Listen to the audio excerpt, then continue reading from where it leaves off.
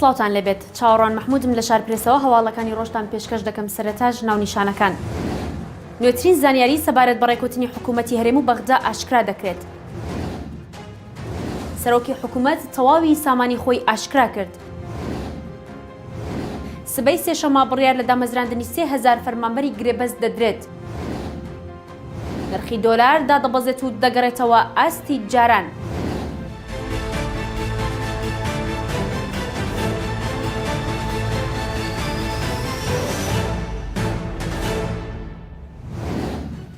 حکوومەتی هەرێمی کوردستان بە فەرمی لەبارەی ڕێکەوتن لەگەڵ حکوومەتی عێراق لەسەر پرۆژە یاسای بودجێ گشتی ئەمساڵ هاتە دەنگ. وتەبێژی حکوومەتی هەرێمیش زانیاری گرنگ لەو بارەیەوە ئاشکرا دەکات. جوتیار عادل وتەبێژی حکوومەتی هەرێم ئاشکرای کرد ئامادەی لە داڕشتنی پرۆژە یاسای بودجەی ساڵی 2023 عێراق هەیە و لێک تێگەیشتن لە نێوان هەردوو لا بۆ دیاریکردنی پشکی هەرێم و چارەسەرکردنی کێشە داراییەکانی نێوانیان هەیە.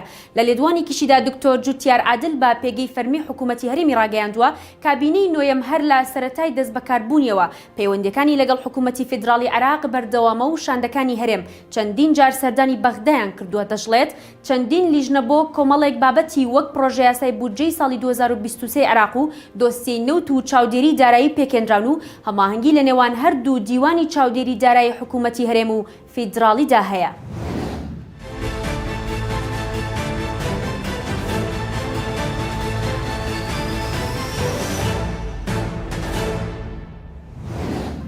دەستەی دەستپاکی عێراق ڕایگەیاند هەریەک لە سەرۆکوەزیرانی عێراق و سەرۆکی ئەنجومەنی دادوەری فۆرمی دەستەی دەستپاکیان پڕ کردوێتەوە و سامانەکەیان ئاشکرا کردووە. ئەمڕۆ دووشەمە دەستەی دەستپاکی عێراق لە ڕاگەیاندراوێکدا ئاشکرای کرد محەممەد شیع سۆدانی سەرۆکوەزیرانی عێراق و فایق زێدان سەرۆکی ئەنجومەنی دادوەری وەک یەکەم بەرپرسی عێراق فۆرمی دەستەکەیان پڕ کردوێتەوە و سامانەکەیان بۆ ئەمساڵ ئاشکرا کرد.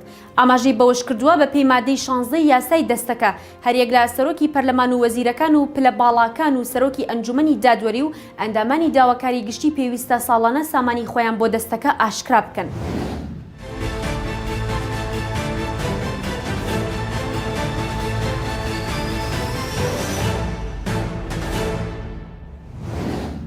بریکاری پێشووی وەزارەتی دارایی عێراق ڕایدەگەێنێت بانکی ناوەندی بڕیاری داوە کۆمەڵێک ڕێکار بکرێتە بەر بە مەبەستی دابۆزاندنی نرخی دۆلار. ئەمڕۆ دووشەمە فازڵ نەبی بریکاری پێشووی وەزارەتی دارایی عێراق لەبارەی دابەزاندنی نرخی دۆلار با پێگەی فەرمی حیزبەکەی ڕاگەیاندووە بڕیارە ڕێکەوتنێک لە نێوان حکوومەتی عێراق و ئەمریکادا بکرێت بۆ ئەوەی بتواندرێت ڕێگری لە بردننی دۆلار بۆ دەرەوەی وڵات بکرێت چونکە گرانبوونی دۆلار پێیوەستە با بردنە دەرەوەی دۆلار و ئەمریکا لەو بارەیەوە نیگەرانە. بۆ یەفشاری زۆری لە حکوومەتی عێراق و بانکی ناوەندی کردووە کە پێویستە ڕێکاری نوێ بگرنە بەر بۆ ئەوەی ڕێگری بکرێت لا بردنە دەرەوەی دۆلار بۆ وڵاتان.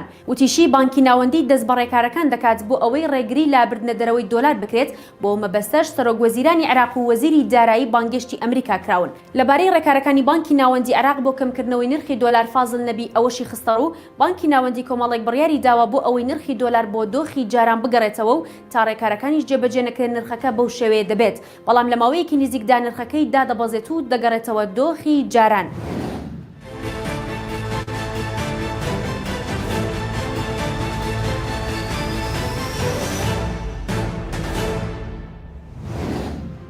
دوای بڕیاری بە هەمیشەییکردنی فەرمانبەرانی کۆمیسیۆن بەرپرسێکی کۆمیسیۆن لە هەرێمی کوردستان ئاشکرای کرد بڕیارە 3000 گرێبەستی دیکە دابمەزرێن و نیوەیان بۆ هەرێمی کوردستان دەبێت.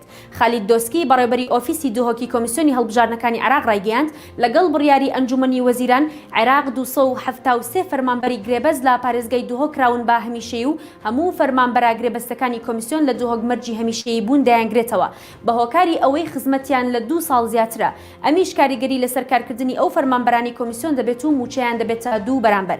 بەرپرسەکەی کۆمیسیۆن دەژڵێت 3000 فەرمانبەری دیکەی گرێبەستن لە عێراق ئەوانە تەنیا بۆ کاتی هەڵبژارنەکان گرێبەستیان بۆ کراوە و داوای دامەزراندن دەکەن. خالید دۆسکی ئاماژەی بۆ ئەوەش کرد بڕیارە سبەی بڕیار لە بارەی چارەنووسی ئەو 3000 فەرمانبەری کۆمیسیۆن دەربچێت و ئەگەر پەسەند بکرێت ئەوانیش دەبنا گرێبەست و لە بەرژەوەندی هەرێمی کوردستاندایە بە هۆکاری ئەوەی نیوەی ئەو فەرمانبەرانە لە هەرێمی کوردستان و ژمارەی فەرمانبەرانی ئێمە زیاد دەبێت هەرێم سوودمەند دەبێت. هەواڵەکانم پێشکەشکردن هەر شاد بن.